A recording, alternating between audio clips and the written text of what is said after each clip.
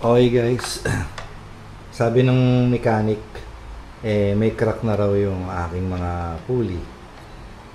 It's about time to change our pulley, kaya nakabili tayo ngayon ng pulley set RD8150 Ultegra. 2 pieces na siya, isang set na siya pagka binili mo. So papalitan natin itong pulley. Madali lang naman palitan yan, sabi ng mechanic. Tanggalin ko lang daw yung Allen screw. Ganon din sa kabila. Palitan natin. Pero teka muna, the water is boiling, kaya kailangan ko na munang gamitin itong water.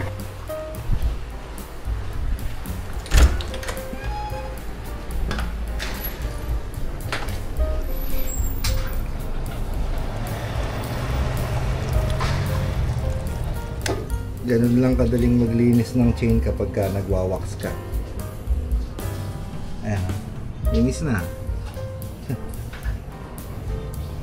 Panlian mo lang siya, tanggal na yung mga wax, pati yung mga dumi. Okay, tanggalin na natin. So ito yung kanyang Allen screw. Disclaimer lang, no, hindi naman tayo mechanic, no, pero paminsan-minsan talaga na tayo yung nag-aayos ng bike natin. Pero syempre nagtatanong din tayo sa mga kilala nating bike mechanics. Ayan. Ito yung crack.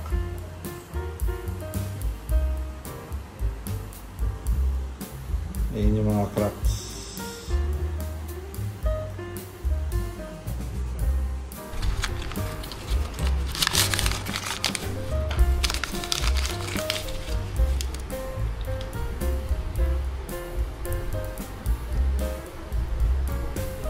Nga pala, gamit tayo nito, blob grease. Lagyan din natin ng grease para syempre maging okay yung ikot ng screw, para any weather pwede nating maibalik ng maayos.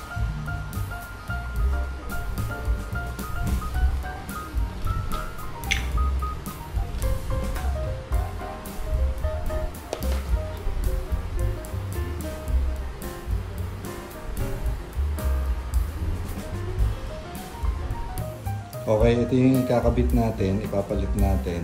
So ang gagawin natin, since ito yung pangalan niya, may Shimano, yan ang ilalagay natin sa outer o sa labas.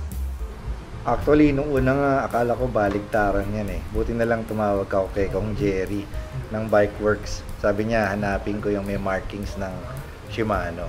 Yun yung nasa outer ngayon. Parang ganyan.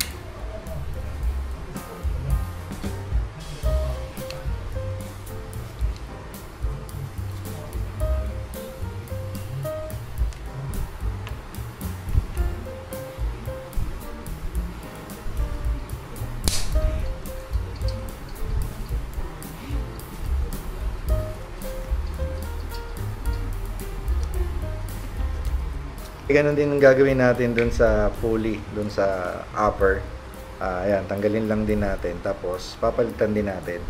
Pero yun nga, gumamit tayo ng blob na grease para paminsan-minsan kung ililinisin natin, mabilis natin matatanggal yung mga Allen screw kapag meron siyang grease.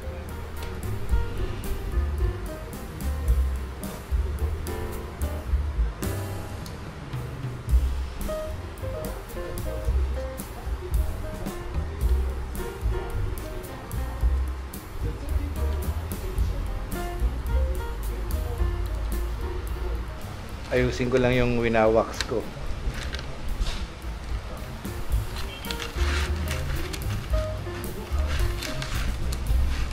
Focus lang natin. Okay na.